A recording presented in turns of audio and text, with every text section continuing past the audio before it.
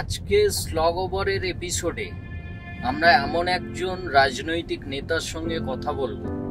আমরা দেখেছি আমাদের রাজ্যে রাজনৈতিক নেতাদের অনেক নিচে নামতে। কেউ তোয়ালে মুড়ে টাকা নিয়েছেন, তো কেউ সিঙ্গাড়া খেতে খেতে টাকা নিতে দেখেছি, আবার কাউকে টাকা নিয়ে থ্যাংক ইউ বলতেও শুনেছি। তো নেতারা কোথায় নামতে পারেন, আমি এই নেতার কথা ব্যক্তিগতভাবে জানি। 2010 সালের একটা ঘটনা বলবো আপনাদের। আমি তখন ব্যাঙ্গালোরে আছি। হঠাৎ একজন ডাক্তারকে কানেক্ট করার জন্য আমি এই নেতাকে ফোন করি। নেতা সিএ আমাকে ধরে বলেন যে মন্ত্রী জলে নেমেছেন। আমি বলি জলে নেমেছে, কি ব্যাপার? সেদিন রাত্রিবেলা খবর পাই, নিউজে পাই যে আমাদের রাজ্যে এবং উনি যেই এলাকার মন্ত্রী, সুন্দরবন এলাকায় একটা নৌকো ডুবি হয়েছিল। সেই হতাহতদের খোঁজ করতে, হতাহতদের উদ্ধার করতে উনি রেস্কিউ টিমের সঙ্গে নিজে জলে নেমেছিলেন। আমাদের সকলের প্রিয় জননেতা কান্তি গঙ্গোপাধ্যায়, যাকে আমরা ঝড়ের আগে কান্তি আসে এই স্লোগান আপনারা শুনেছেন। ওনাকে এক কথাই অবশ্যই, যখন বিপদ হয় তখনই উনি সুন্দরবন মানুষের পাশে থাকেন, সুন্দরবনবাসীর পাশে থাকেন। এক কথাই ওনাকে আমরা সুন্দরবনের মানুষের বন্ধু উপাধি দিতেই পারি। আজকের এপিসোডে আমাদের অতিথি কান্তি গঙ্গোপাধ্যায়।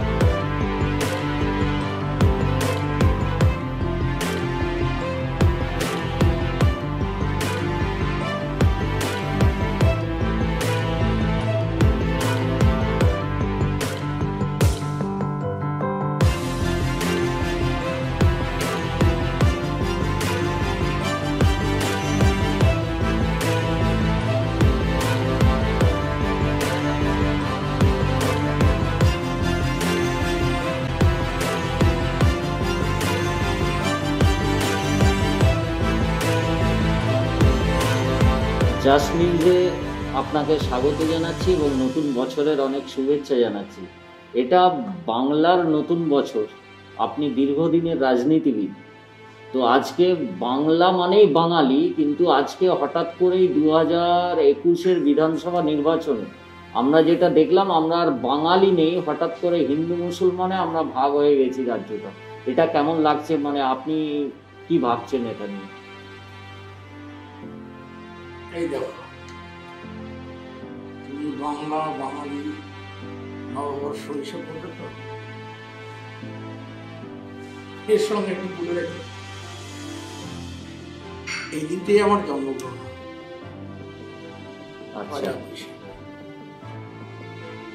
এই দিনটাই কলকাতায় থাকি, বাড়িতে বাঙালি হিসেবে নিশ্চয়ই গর্বিত।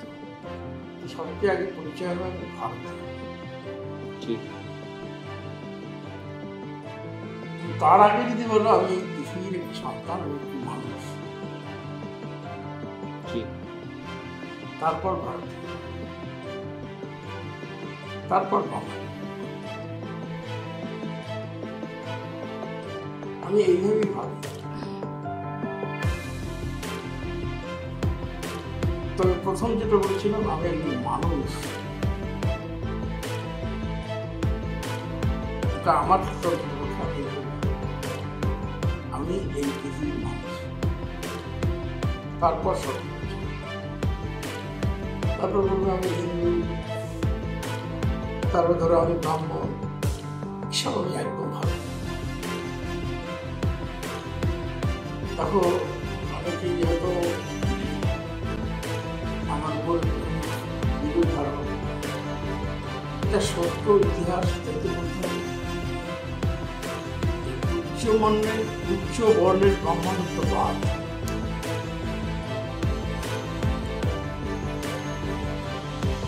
উচ্চ বর্ণের ব্রাহ্মণত্ববাদ,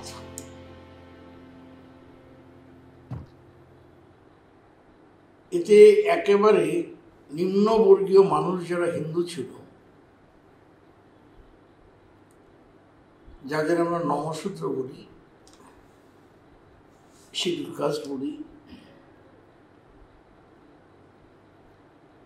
এরা এই উচ্চ বর্ণের ব্রাহ্মণবাদের অত্যাচারে অত্যাচারিত, উৎপীড়িত হয়ে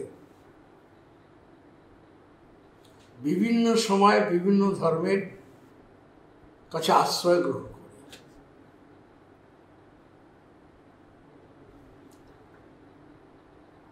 ধরো এই উচ্চ বর্ণের ব্রাহ্মণদের অত্যাচারে দেখবে তুমি ইতিহাস, এরা বৌদ্ধ ধর্মে আশ্রয় গ্রহণ করেছিল। এই নিম্নবর্গীয় হিন্দু যারা ছিল, নমশূদ্র, যাদের মতলব বলতে পারো,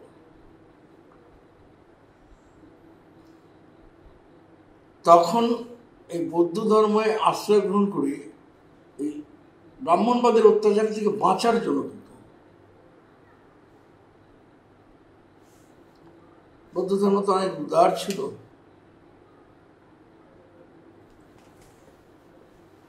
এই জন্য দেখবে আজকে যারা মুসলমান আমাদের রাজ্যের একটা অধিকাংশ, তাদের নেড়ে বলা হতো, নেড়ে, মণ্ডিত মস্তক। আবার আমাদের দেশে বৌদ্ধ ধর্ম প্রসারিত হলো ঠিকই, কিন্তু পৃথিবীর অন্য দেশে বৌদ্ধ ধর্ম এখনো প্রসারিত অনেক বেশি। আবার এই বৌদ্ধ ধর্ম আমাদের দেশে যখন প্র্যাকটিক্যালি প্রসারিত হলো না, সংকুচিত হলো, তখন এই ধরো মুসলমান রাজ বলো আর যাই বলো, এটা গোটা ভারতবর্ষে যখন এই ধরনের মুসলিম রাজ প্রতিষ্ঠিত হলো, অনেক সম্রাট এলো, আরব দুনিয়া থেকে হলো,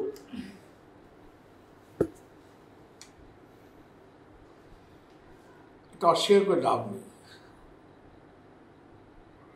এই ব্রাহ্মণ, উচ্চবর্ণের ব্রাহ্মণদের অত্যাচারে যারা বৌদ্ধ ধর্ম গ্রহণ করেছিল, বৌদ্ধ ধর্ম যেমন সংকুচিত হলো, আবার এই ব্রাহ্মণদের অত্যাচারে উৎপীড়িত হয়ে নমশূদ্ররা বৌদ্ধ ধর্মটা ছেড়ে মুসলিম ধর্ম গ্রহণ করেছিল। আমি সহজ উদাহরণ তোমাদের দিয়ে দিলাম। দেখো এখন যারা মুসলিম, আমি আমাদের জেলা, অন্য জেলা তো দেখবে তুমি, হালদার টাইটেল আছে, ঠিক, লস্কর আছে, মন্ডল আছে, পুরকায়েত আছে। তাহলে এই যে টাইটেলটা দেখছো, এই টাইটেল দিয়ে প্রমাণিত হয় এক সময় এরা নিম্নবর্গীয় হিন্দু ছিল। এরা মুসলিম ধর্ম গ্রহণ করলো এই ব্রাহ্মণ আধিপত্য, তাদের অত্যাচার হাত থেকে বাঁচার জন্য। ঠিক, কিন্তু একটা অদ্ভুত তুমি দেখো, ধর্ম তো যে যার ইচ্ছে গ্রহণ করবে, ধারণ করবে, কিছু আসে যায় না। একজন হিন্দু মুসলিম হতে পারে ইচ্ছে করবে,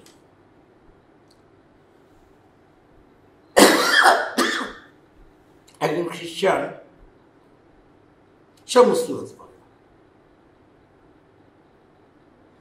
কিন্তু একজন মুসলিম অথবা খ্রিস্টান সে যদি হিন্দু হতে চায়, তার কি হিন্দু হওয়ার সুযোগ আছে? এই প্রশ্নটা শুধু উত্থাপন করলাম। গুরুত্বপূর্ণ প্রশ্ন, অবশ্যই। এখন আবার এই নতুন করে কথা উঠছে বহিরাগত। নাকি বহিরাগত? ভারতবর্ষের সংবিধান বিভিন্ন প্রান্তে যাওয়ার অধিকার আছে, নির্বাচনী প্রচার করার অধিকার আছে, সেটা রাজনৈতিক দলের। এসব কথা বলে লাভটা নেই। এও এক ধরনের সংকীর্ণতার পরিচয় দেওয়া হচ্ছে। বাঙালিরা কখনো এই সংকীর্ণতাকে প্রশ্রয় দেয় না, ভালোবাসে না। এই বহিরাগত শব্দটা যিনি আমদানি করছেন শ্রীমতী মমতা ব্যানার্জি, কেন করছেন জানি না। ওই সেই স্বার্থ। একটা যদি বলো মানুষের মধ্যে একটা বাঙালি আবেগটা তৈরি করা যায় কিনা, এটা অত্যন্ত অন্যায় কাজ করছে। সাময়িক কিছু লাভের জন্য এই ধরনের কথাগুলো না বলাই ভালো। যাই হোক, আমি এই প্রসঙ্গে বেশি আসতে চাই না। তোমাদের যদি এটাও কি মনে হয় এক ধরনের অসহিষ্ণুতা, যে বারবার অসহিষ্ণুতা সাময়িক লাভের জন্য মানুষকে ভাবাবেগকে একটু উস্কে দাও, এটা ঠিক না। রবীন্দ্রনাথ কি শুধু বাঙালি? ঠিকই তো। ভারতবর্ষের মনীষী যারা আমাদের দেশে আছে, এটা কি সব মহামতি গোখলে কি অন্য রাজ্যের মানুষ মনে করি? গফুর খান কি অন্য রাজ্যের লোক মনে করি? কখনো তো আমরা মনে করি না। সেক্ষেত্রে তো আমরাও আমাদের রাজ্যের রাজনীতিবিদরা, যখন আপনি যার কথা বললেন, এটা শ্রীমতী মমতা বন্দ্যোপাধ্যায় আমাদের মুখ্যমন্ত্রী বারবার বলেছেন, যখন বিজেপির সর্বভারতীয় নেতারা এই রাজ্যে আসেন, সেক্ষেত্রে উনি তো বারবার অন্য রাজ্যে গিয়ে আন্দোলনের কথা বলেন এবং দিল্লিতে গিয়ে আন্দোলনের কথা বলেন। সেক্ষেত্রে তো উনি ওয়ান পয়েন্টে দাঁড়িয়ে যাবেন যে উনি বহিরাগত। এইগুলো ঠুনকো কথাবার্তা, এগুলো কি বলবো? ভদ্রমহিলার তো যদি বলো মানে আবল তাবল কথা বলা ছাড়া তার মুখে কিছু আসে যায় না। কখন কি ভাবে নিজেই জানে, কখন কি বলে সে নিজেও বুঝতে পারে না। হয়তো একটা অস্থির চিত্তের মহিলা। কাকু, আপনার সঙ্গে আমার নির্বাচনে প্রার্থী ঘোষণা হওয়ার দিন 15 আগে কথা হয়েছিল। আপনি কোনো মতেই প্রার্থী হতে চাইছিলেন না, তারপর প্রার্থী হলেন। আমাদের কাছে যেটা খবর, এক তো ওপরে আলিমুদ্দিন স্ট্রিট এটা মূলত ঠিক করে, তাদের যেমনি চাপ ছিল, ঠিক নিচে তলার জনগণেরও খুব প্রেশার ছিল যে জননেতাকে এবারে প্রার্থী করতেই হবে। আপনি এই বিষয়ে যদি একটু বলেন। দেখো, নিজের ব্যক্তিগত মতামত তো আমি পার্টি নেতৃত্বকে জানিয়েছি। ঠিক, আমি আশা করেছিলাম পার্টির নেতৃত্ব আমার সঙ্গে একটু মৌখিকভাবে আলোচনা করবে, তারপর হঠাৎ দেখি ঘোষণা করে। না, এটা ঠিক হঠাৎ না। আমার কাছে যেটা খবর আছে, পার্টির নেতৃত্ব ওখানকার লোকাল একদম মাটির যারা মানুষ, তারা আপনাকে চেয়েছে বারবার। তারা চাইতে পারে, সেটা বুঝলাম। দেখো, একটু বিতর্কিত কথা হয়ে যাবে। পার্টি সিদ্ধান্ত নিয়েছে, যে বয়সের কারণে আমি রাজ্য কমিটিতে সম্মানিত এবং জেলাতে আমন্ত্রিত, হঠাৎ কেউ বয়সটা কমে গেল না। এখন উচ্চতর নেতৃত্ব সিদ্ধান্ত নিয়েছে, আমি তার বিরোধিতা করতে পারি না। আর নিশ্চয়ই জনগণের একটা আকাঙ্ক্ষা ছিল, এই নির্বাচনটা তো একটা অন্য আবহাওয়ায় হচ্ছে, এটা কিন্তু স্বাভাবিক নির্বাচনী আবহাওয়া না কিন্তু। ঠিক।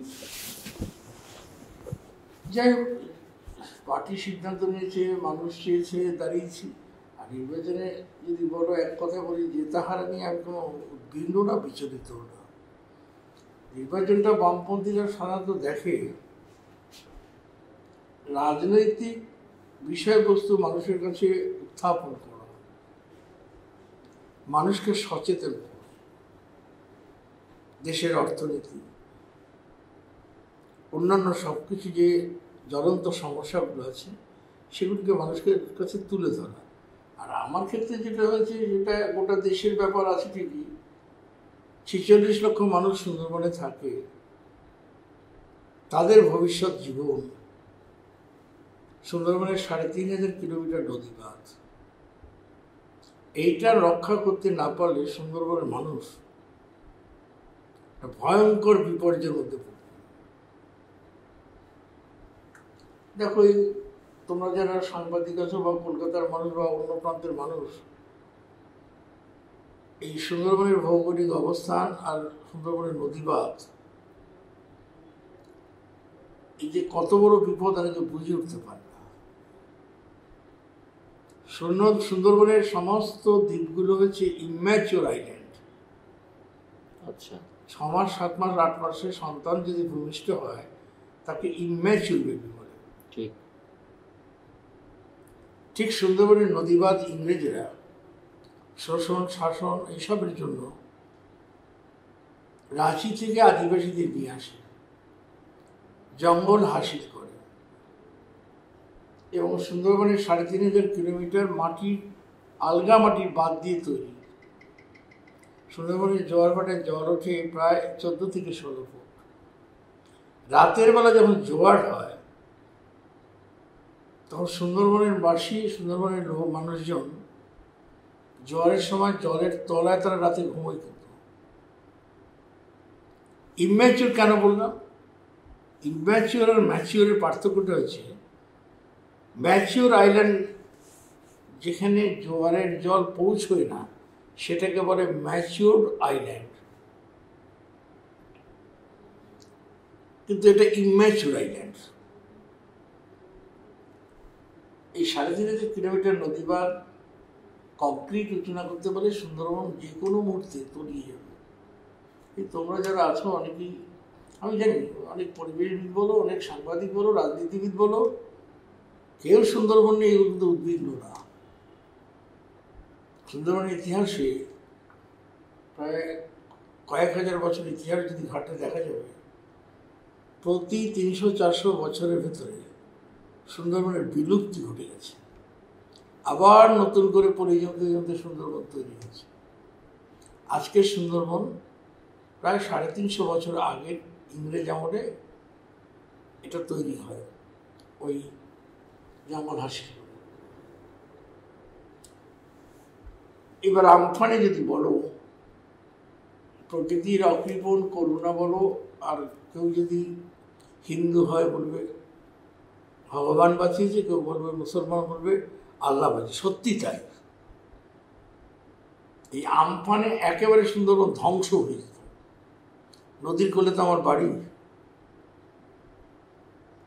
সেদিনের মানুষের আর্তনাদ সব দৃশ্য আমার এখনো মনস্পটে আছে।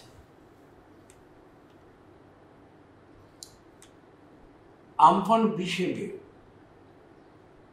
সকাল 12টা থেকে ঝোড়ো হাওয়া, বিকেল 4টে, 250 কিলোমিটার বেগে ঝড়। বাড়িঘর ভাঙছে, টিন অ্যাসবেস্টস উঠছে, গাছপালা ভাঙছে, চতুর্দিকে মানুষের আর্তনাদ। হিন্দু মেয়েরা কাসর ঘন্টা বাজাচ্ছে, শঙ্খ বাজাচ্ছে, ভগবান বাঁচাও, ভগবান বাঁচাও। আর মুসলিম পরিবারগুলোকে আল্লাহ দোয়া দাও, আমাদের বাঁচাও। বিকেল 4টে, 250 কিলোমিটার বেগে ঝড়। তখন ভাটা, 16 ফুট জল নিচে নদীতে। ভাটা কিন্তু তখন, যদি ভাটা না থাকতো 40 ফুট জল উঁচুতে উঠতো জোয়ারের সময়, তাতেই বাঁধ ভাঙলো। এইবার রাত 8:30 নাগাদ সুন্দরবনে আরেকটা ভয়ঙ্কর বিপদ হয়েছে কি জানো? পূব দক্ষিণের হাওয়া। পূবের হাওয়া বা পূব দক্ষিণের হাওয়া যদি বয়, নদী তখন উত্তাল হয়। বিকেল 4টের সময় কিন্তু পূব দক্ষিণের হাওয়া আর ভাটা, তাতেই বাঁধ ভাঙল। আর রাত ঠিক 8:45 নাগাদ একেবারে জোয়ার, কোটাল বলে। হঠাৎ হাওয়াটা ঘুরে গেল, পূব দক্ষিণের হাওয়াটা ঘুরে গিয়ে পশ্চিম দিকে চলে গেল। এই হাওয়াটা যদি পশ্চিম দিকে না যেত, তাহলে কলকাতা পর্যন্ত কিন্তু জল আসতো। সমুদ্র তো সুন্দরবনের কোলে একেবারে, মানে নিশ্চিহ্ন হয়ে যেত সেদিন, সুন্দরবন নিশ্চিত হতো। রাইট। এখন ধরো এই সুন্দরবন ইস্যু নিয়ে বিজেপি বলো, তৃণমূল, কেউ উদ্বিগ্ন না। তৃণমূল সম্পর্কে কি বলবে? আয়লার পরে 5,032 কোটি টাকা এলো, প্রণববাবু দিলেন নদীবাঁধ কমপ্লিট করার জন্য, 4,000 কোটি টাকা ফেরত গেল। মুখ্যমন্ত্রী এই নিয়ে একটি কথা বলেন না, এই ভদ্রমহিলা। তারপরে এই বিজেপির ইস্তাহারে দেখলাম, ইস্তাহারে বলছে সুন্দরবন ডেভেলপমেন্ট বোর্ড তৈরি করবে। এই বিজেপির ইস্তাহারটা কারা লিখেছে আমি জানি না। আরে বাবা, সুন্দরবন দপ্তর, সুন্দরবন ডেভেলপমেন্ট বোর্ড বামফ্রন্ট আমলেই তো হয়েছে, ইতিমধ্যে আছে। আমি তো সেই সুন্দরবন আপনি বিষয় দপ্তরের সুন্দরবন মন্ত্রী দপ্তরের ছিলাম। মন্ত্রী ছিলেন দীর্ঘদিন, রাইট? ওরা বলছে নতুন করে জন্ম দেবে। আমি যে জানি না কি ভাবে, এরা জানি না কিছু, মূর্খের দল। হয় না। নির্বাচনী প্রচারে গোটা দেশের যা সামগ্রিক এসব বলেছি, তারপর সুন্দরবন বিষয়ের যে সমস্যাগুলো সেগুলো, যোগাযোগ ব্যবস্থা উন্নতির ভেতর দিয়েই সুন্দরবনের মানুষের রুটি রোজগার কর্মসংস্থানের পথ খুলে যাবে। আমাদের সময় 37টা ব্রিজ হয়েছে, রাজ্যের মুখ্যমন্ত্রী একটা ব্রিজ করতে পেরেছেন। আর এই মুখ্যমন্ত্রী রেলমন্ত্রী ছিল। দেখো ভাঙনখালি রেল লাইন, ক্যানিং ভাঙনখালি, বাসন্তী নদীর উপরে কিছুটা লোহার স্ট্রাকচার পড়ে রয়েছে। জয়নগর রায়দিঘি রেল লাইন শিলান্যাস হলো, মুখ্যমন্ত্রী করলো, 10 বছর ছিটে ফোটা কাজ নেই, আদৌ মঞ্জুর হয়নি। ধোকা দেয় এরা, প্রতারণা করে মানুষের সাথে। এইসব কথা নিয়ে মানুষের সাথে যে মানুষকে জানানো, মানুষকে বোঝানো। এবং আমাদের খুব মনে আছে, আপনি যেহেতু সুন্দরবনের দীর্ঘদিন উন্নয়নের মন্ত্রী ছিলেন এবং ওই এলাকার বিধায়ক এবং ওই এলাকার মানুষের খুব কাছের হৃদয়ের মানুষ, যখন আইলা ঝড়ে বিধ্বস্ত হয়ে গেছিল তখন তৃণমূলের এক এমপি চিঠি লিখেছিলেন কেন্দ্র সরকারকে যাতে না উন্নয়নের টাকা এখানে দেওয়া হয়, দেখো সে তো লিখেছিল রাজ্য সরকারের হাতে যাতে টাকা না দেওয়া হয়। আর একটা কথা তো মনে রাখি, সে তো লিখেছিল চিঠি, সবাই জানে। তারপর আর একটা জিনিস দেখবে, এই কেন্দ্রীয় অর্থমন্ত্রী ছিল প্রণববাবু। ঠিক। সুন্দরবনের সবচেয়ে যে দ্বীপটা 12 ঘন্টা যোগাযোগ বিচ্ছিন্ন থাকে শহরের সাথে, সেটা হচ্ছে সাগর দ্বীপ। আচ্ছা। সাগরে মুড়িগঙ্গা নদী, যেখানে গঙ্গাসাগরের কথা বলি আমরা, ভাটার সময় কোনো ভেসেল চলে না। আর সাগর কিন্তু রাজ্যের মধ্যে প্রায় 7% কিন্তু লিটারেসি, 99.something। সাগরটা তো একটা আন্তর্জাতিক তীর্থক্ষেত্র। 12 ঘন্টা শহরের সঙ্গে ভাটার সময় একদম বিচ্ছিন্ন হয়ে যায় জনজীবন। প্রণববাবু দিল্লিতে ডেকে পাঠালেন, ডিপিআর করতে বললেন। আমাকে বললো তুমি পারবে এই ব্রিজটা করতে? আমি বললাম হ্যাঁ। 3 মাসের মধ্যে ডিটেলস প্রজেক্ট রিপোর্ট দিতে বললো। বিখ্যাত স্থপতি সুধাংশু শেখর ভট্টাচার্যকে দিয়ে সেই ডিপিআর প্রজেক্ট তৈরি করা হলো। 3 কোটি টাকা খরচও হলো। শুধু সবুজ সংকেত পাওয়ার অপেক্ষায়। মমতা তখন রেলমন্ত্রী, জাহাজমন্ত্রী মুকুল রায়। এরা প্রণববাবুকে চিঠি দিল 2010 সাল, সুন্দরবন দপ্তরকে এই ব্রিজের টাকা যেন না দেওয়া হয়, জাহাজ মন্ত্রী করবে। তাতে আমার কোনো দুঃখ নেই, যদি হলেই হলো। তারপর কি 1 পাও এগোলো, 20 পাও জলে চলে গেল। সুন্দরবনের যোগাযোগ ব্যবস্থা উন্নত করতে পারলে কর্মসংস্থানের পথ খুলে যাবে, লক্ষ লক্ষ মানুষ। তাহলে এই একটা ব্রিজ হওয়া মানেটা কি? লেখাপড়া, শিক্ষা, স্বাস্থ্য, ব্যবসা বাণিজ্য, তারপর হাজার হাজার মোটর, অটো, টোটো, ম্যাজিক গাড়ি, একটা জীবনযাত্রার একটা বৈপ্লবিক পরিবর্তন ঘটে। একটা ব্রিজ হলো না।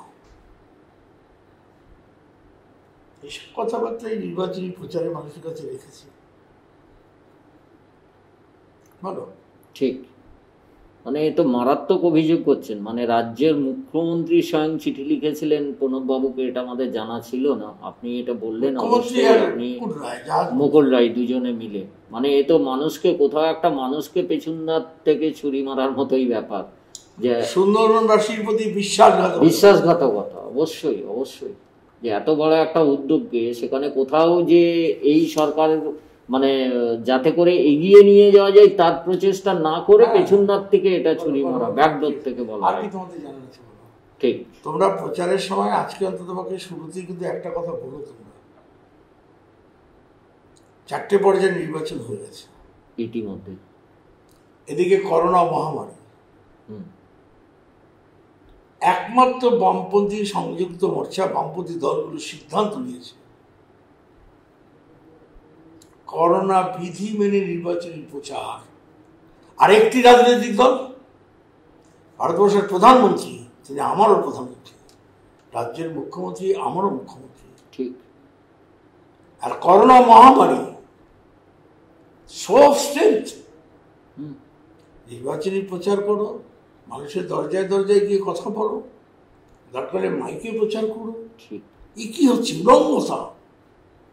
মানুষের জীবন বড় না নির্বাচন বড়? আমি নির্বাচন বাতিল করতে বলছি না, না, স্থগিত রাখতেও বলছি না, প্রচারের পদ্ধতিটাকে, কৌশলটাকে একটু চেঞ্জ করতে কি হবে। হচ্ছে? এবং কেন নির্বাচন কমিশন এই বিষয়ে সিদ্ধান্ত নিচ্ছে না? শুনছি আজকে আলোচনা করবে। একমাত্র সদিচ্ছার পরিচয় দিয়েছে বামপন্থীরা, মানুষের প্রতি দায়বদ্ধতা তাদের। এবং আমরা যতটুকু জানি, আপনি ব্যক্তিগতভাবে বিমানবাবুকে প্রথম চিঠি লেখেন যে এই ধরনের একটা যদি সিদ্ধান্ত নেওয়া হয় এটা বামপন্থীদের, বামপন্থীরা সিদ্ধান্ত নিয়েছে এবং আপনিও সুপারিশ করেছেন বিমানবাবুকে। বিমানবাবুকে চিঠি দিয়েছি, ঠিক। কিন্তু ইতিমধ্যেই বিমান রাজ্য কমিটি আমাদের সিদ্ধান্ত নিয়েছে। সেলিম প্রেস কনফারেন্স করে সেলিমদা বলে দিয়েছেন গতকাল, আমার চিঠির যে এটা ওইটা না, আপনার আমার চিঠির চিঠির উপরে উপরে না, সিদ্ধান্ত নিয়েছে তা না। আমি বিশ্বাস করি আমাদের নেতৃত্ব বাস্তব অবস্থা পরিস্থিতি অনুধাবন করি তারা সিদ্ধান্ত নিয়েছে। ঠিক, ঠিক, ঠিক। এবারে সপ্তদশ বিধানসভা নির্বাচনটা বিশেষ করে বামপন্থীদের ক্ষেত্রে আমরা একটা খুব নতুন একটা দিক লক্ষ্য করলাম। একদিকে আপনার মতো অভিজ্ঞ আপনি আছেন, সেলিমদা আছে, অশোকদা আছেন শিলিগুড়ি থেকে, তার সঙ্গে অভিজ্ঞতার সঙ্গে তারুণ্য, দীপশিতা আছে, মীনাক্ষী আছে, সায়ন আছে, মানে এই যে কম্বিনেশনটা অনেকদিন পর আপনার লক্ষ্য করলাম। আপনার কেমন লাগছে এটা? আগে করলে আরো ভালো হতো। সেরিতে হলো করেছে, সেই সাহস পার্টি দেখিয়েছে। আর কোন পার্টি এই সাহস দেখাতে পেরেছে? হারা যেতেটা কমিউনিটির কাছে বড় না, নতুন প্রজন্মকে সামনে নিয়ে আসা, এর নামেই আমাদের সিদ্ধান্ত হয়েছিল।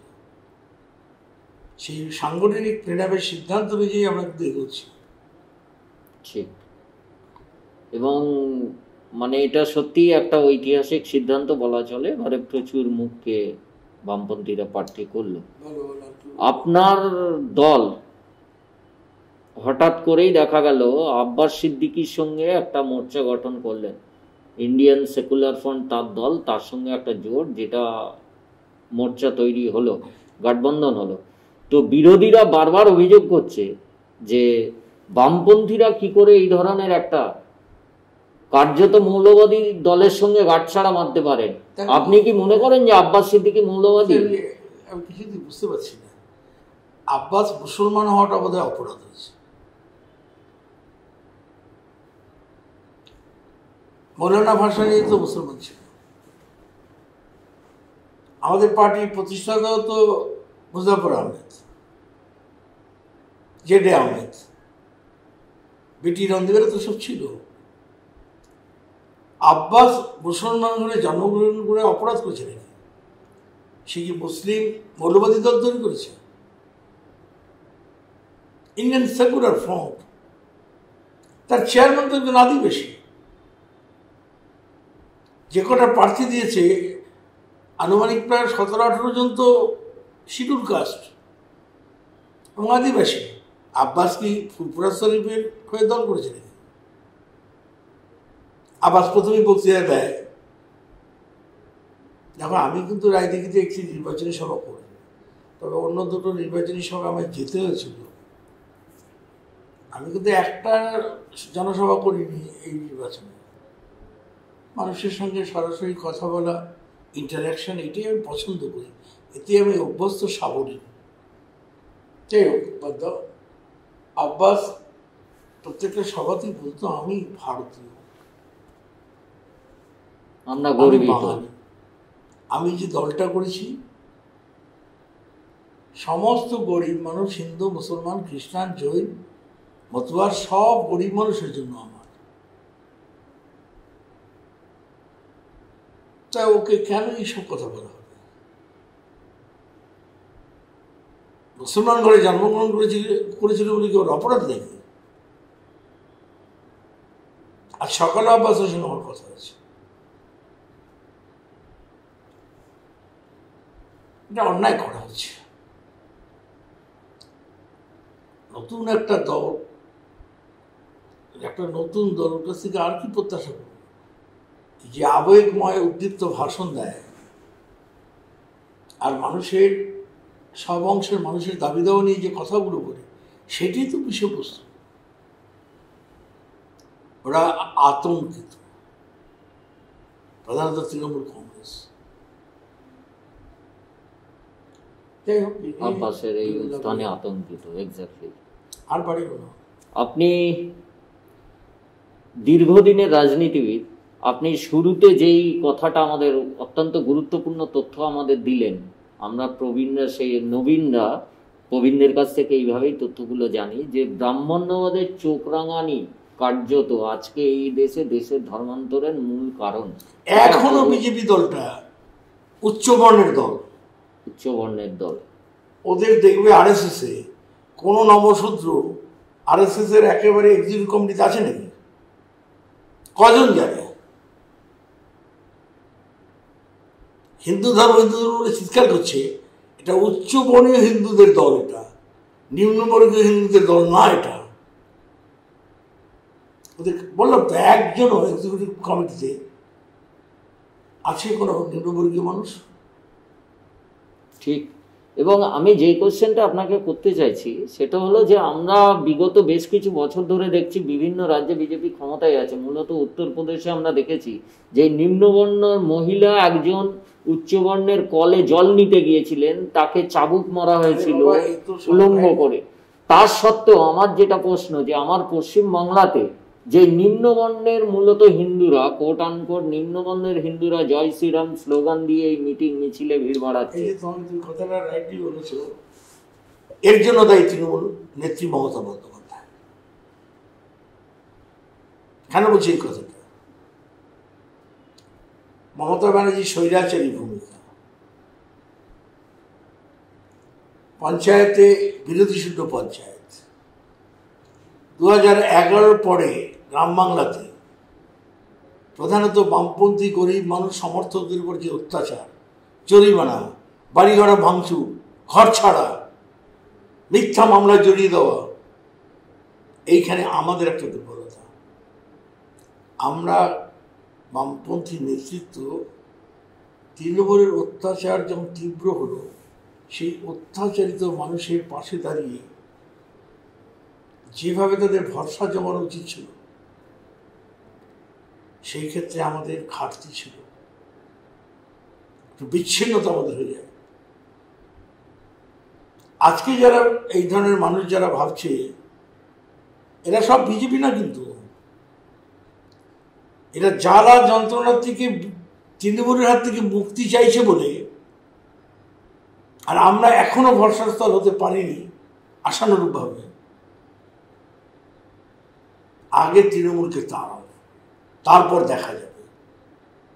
এই একটা অ্যাটিটিউড, একটা মাইন্ডসেট তৈরি হয়ে গেছে, একটা মাইন্ডসেট। এই অ্যাটিটিউড দেখো, ওদের দোষ দিলাম নেই। ঠিক। আমাদের আত্মসমীক্ষা, আত্মবিশ্লেষণ করা দরকার। কমিউনিটির সংগঠনটা হলো আসল সেই সংগঠনটা যে মানুষকে ধরে রাখার যে কাঠামো, সেটা কি দুর্বল হয়েছিল? আমার কথা যদি বলো, সেই কাঠামোটা দুর্বল হয়েছিল বলে এই মানুষ বাধ্য হয়েছে। সব এ প্রসঙ্গে তোমার একটা কথা বলি, একটা ছোট্ট কবিতার লাইন বলি। এতক্ষণ তো এইসব শুষ্ক আলোচনা করলে। মাইকেল মধুসূদন দত্ত, কবিতাটার নাম আত্মবিলাপ। এই যে আজ মানুষগুলো তৃণমূলকে তাড়াবার জন্য বিজেপির দিকে যাওয়ার যে চোখ, আমরা অনেকটা ঠেকাতে পেরেছি, 100 পারিনি। মাইকেল মধুসূদন দত্তের একটা কবিতা, আত্মবিলাপ। পতঙ্গ যে রঙে খায়, পতঙ্গ যে রঙে খায়, ধাইলি অবোধায়, না দেখিলি না শুনিলি, এবেরে পড়ানো কাঁদে। পতঙ্গ মানে কীট। কালী পুজো, বাতি জ্বলছে, ছুটছে সব, ওইখানেই বোধহয় চরম তৃপ্তি, চরম আনন্দ। ওখানে গিয়ে যে মরে পড়ছে, আত্মহত্যা করছে, পোকাগুলো বুঝতে পারে না। এই আজকে যারা বিজেপিতে গেলে এই তৃণমূলকে তাড়াতে পারবে, এবং বোধহয় আমাদের অনেক কিছু জীবনের উন্নতি হবে। যে রঙে খায়, ধাইলি অবোধায়, না দেখিলি না শুনিলি, এবারে পড়ান কাঁদে। এদের প্রতি কিন্তু যেন আমাদের অভিমান না থাকে, কোনো রাগ যেন না থাকে। এরা সাময়িক, এরা বিজেপি না। তৃণমূলের অত্যাচারিত তারা বাধ্য হয়েছে আগে তৃণমূলকে হটাও। আর আমরা যদি মানে উজ্জ্বলভাবে আরো যদি আমরা এই বিকল্প চেষ্টা করেছি আমরা, কিন্তু সেই বিপদের সময় কিন্তু তাদের পাশে যেভাবে দাঁড়ানো উচিত দাঁড়াতে পারি। এটা আমাদের আত্মসমীক্ষে আসা উচিত। আপনি এবারে আমফানের সময় একটা নতুন মিডিয়াতে স্লোগান উঠলো, ঝড়ের আগে কান্তি পৌঁছই। তো আমার খুব মনে আছে 2010 সালে যখন আপনার এলাকায় একটা নৌকোডুবি হয়েছিল, আপনি তখন মন্ত্রী, আপনি নিজে গামছা পরে নদীতে উদ্ধার কার্যে নেমেছিলেন। তো এই এনার্জি পান কি করে আপনি এই বয়সে এসে? এটা যদি বলো একটা মতাদর্শের প্রতি যদি গভীর আস্থা থাকে, মতাদর্শের প্রতি গভীর আস্থা। দেখো, রাজনীতিতে দু ধরনের লোক আসে। কিছু মধ্যবিত্ত মানুষ আসে ক্ষমতা, প্রশাসন, নেতা হওয়া, এটা মধ্যবিত্ত সুলভ একটা মানসিকতা থাকে। আর এক দল যারা বৈপ্লবিক ভাবনা চিন্তা, মতাদর্শ, রাজনৈতিক প্রতিষ্ঠান, এরাই প্রকৃত কমিউনিস্ট। এরকম অসংখ্য কর্মী আমাদের পার্টিতে আছে বলেই আমি গর্বিত। আবার এই মধ্যবিত্ত সুলভ মানসিকতায় কিছু মানুষ আসে, এরা আবার ঝরেও পড়ে, বেশি দিন টিকতে পারে না। আসল কথাটা হচ্ছে কি জানো, কমিউনিস্ট পার্টির নেতা হতে হলে তুমি জনগণের নেতা হও, জনগণের আদরের পাত্র হও, ইনহেবিটেবল টু দ্য পার্টি মাসেস। জনগণের কাছে তুমি অবশ্যম্ভাবী। যে মানুষ বিপদে পড়লে তোমার কথা ভাববে, ওনার কাছে যাই, উনি আমাকে ভালো পরামর্শ, সাহায্য করতে পারবে। সব অংশের মানুষ, তখন দল রং দেখা যাবে না। আমাদের পার্টিতে এরকম অসংখ্য নেতা আছে, জননেতা। জনগণের নেতা আগে হবে, পার্টির নেতা হওয়া বড় সহজ, জনগণের নেতা হওয়া বড় কঠিন। এই কাজটাই আজকে নতুন প্রজন্মকে করতে হবে, যা অতীত দিনের আমাদের শিক্ষা। সেক্ষেত্রে আপনি আশাবাদী সৃজন, মীনাক্ষী যারা উঠে আসছে আপনাদের ব্যাটনটা? না, আমি ব্যক্তি না, যারা নতুন ছেলেমেয়েরা উঠে আসছে। দেখো, এগুলো কি জানো, কে শ্রেষ্ঠ কমিউনিস্ট? আচ্ছা, লেনিনের ভাষায় বলতে হয়, মৃত্যুর আগের দিন বিচার হবে সে প্রকৃত শ্রেষ্ঠ কমিউনিস্ট ছিল কিনা। ঋতব্রতের মধ্যে তো কিছু আগাছা আসে, ব্রতিনের মধ্যে তো কিছু আগাছা আসে, কিন্তু আবার ক্রিমও আসে। আগাছার ভয়ে ক্রিমকে আসতে যেন আমরা বাধা নেই। পরীক্ষা নিরীক্ষার মধ্যে তৈরি হবে তারা। ঠিক।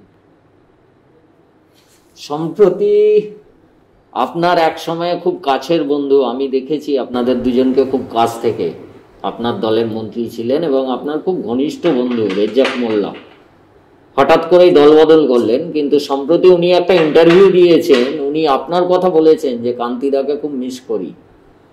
দেখো, আমি একটা জিনিস তুমি জেনে রেখে দিব, মানে প্রতিপক্ষ হোক, যে দলেরই হোক, ধরো আমি তো নিজে যদি বলো, যে কোনো দলের মানুষ যদি অসুস্থ হয়, বিপদ হয়, আমি তার রংটা বিচার করবো না। একটা মানুষ বিপদে পড়েছে, এই ভাবনা চিন্তা নিয়ে কিন্তু এগোতে হবে। দেখো, আমার নিজের জীবনের অভিজ্ঞতা আমি জানি। আমার বাবা উদ্বস্ত হয়ে আমরা আসি যখন, বিনা চিকিৎসা যক্ষা রোগে আক্রান্ত মারা যায়। বেলেঘাটা ব্রিজ, শিয়ালদাতে দেহটা নিয়ে আমি আমার দাদা ভিক্ষে করে কিন্তু শ্মশান ঘাটে যাই। আমি সেই ঘরের সন্তান। বড় মন, বড় হৃদয় না থাকলে কমিউনিস্ট হওয়া যায় না।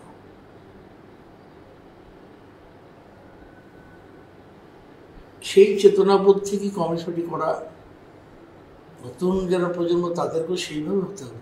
এই যাদের প্রার্থী করেছে বিভিন্ন জায়গায় খুব ভালো করেছে, কিন্তু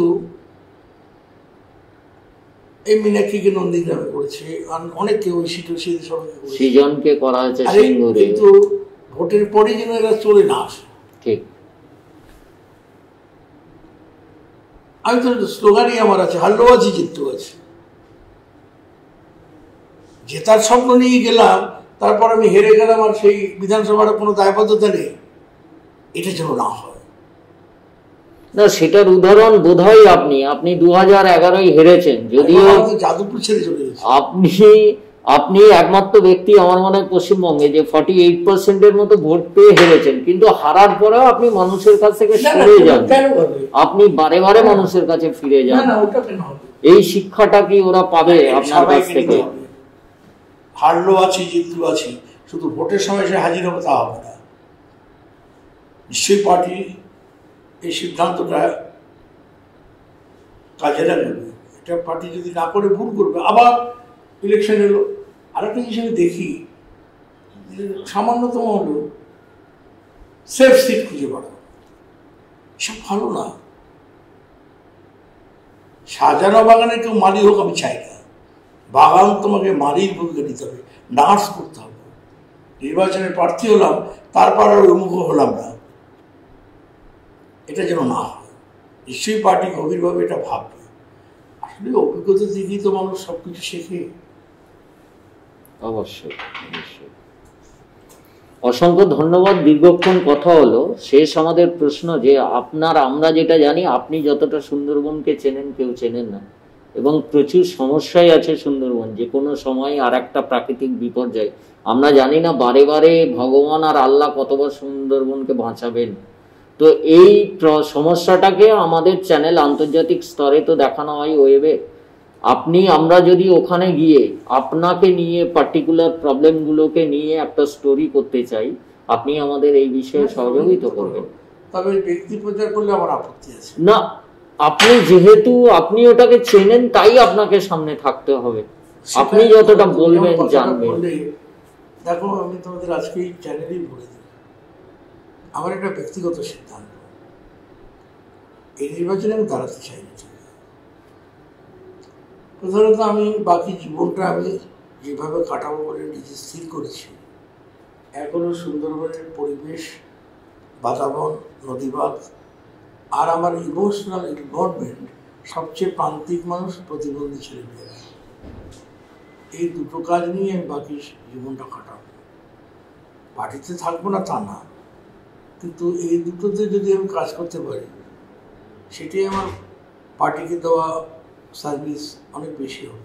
এক্স্যাক্টলি, কমিউনিস্টদের এটাই তো কাজ, নিপীড়িত মানুষ, এদিকে প্রতিবন্ধী। আপনি যদি একটু বলেন যে আপনি এতদিন পরে, আবারও বলি, হেরে যাওয়ার পরেও এত বড় একটা সংগঠন চালান মনের জন্য, আপনার সংগঠন ঠিক কিভাবে প্রতিবন্ধীদের পাশে দাঁড়ায়? আজকে তো গোটা পশ্চিমবাংলার প্রতিবন্ধী সংগঠন, 29টা স্কুল, তুমি যেখানে আছো প্রতিবন্ধী ভিলেজ, এখানে বধিরদের স্কুল, মানসিক ভারসাম্য স্কুল, অটিজম, তারপরে ধরো হোস্টেল, এদেরকে অনেকগুলি কর্মকাণ্ড যা রয়েছে গোটা পশ্চিমবাংলায় জুড়ে, এখন তো গোটা ভারতবর্ষব্যাপীও সংগঠন রয়েছে। দেখো, এরা তো সবচেয়ে প্রান্তিক মানুষ, largest minority of our country. এরা কিন্তু প্রায় 10% উপরে, 21টা ক্যাটাগরি। এরা যদি একদিন ঐক্যবদ্ধ হয়, তাহলে 10 কোটি মানুষ অন্ততপক্ষে 40 কোটি ভোটার এরা যদি একদিন একমত হয়, যদি ঝড় তুলতে পারে, যে কোনো সরকারকে টলাতে পারবে। এরা সমাজের বোঝা নয়, এরাও সমাজের সম্পদ। বলো। অসংখ্য ধন্যবাদ। আমরা ভবিষ্যতে আবারও আপনার সঙ্গে জাস্ট নিউজের তরফে কথা বলবো, এবং আপনাকে আজকে পয়লা বৈশাখ নতুন বছর, আপনার জন্মদিনের অনেক অনেক শুভেচ্ছা জানিয়ে আজকে আমাদের ঠিক আছে ভাই, এটি শেষ করছি।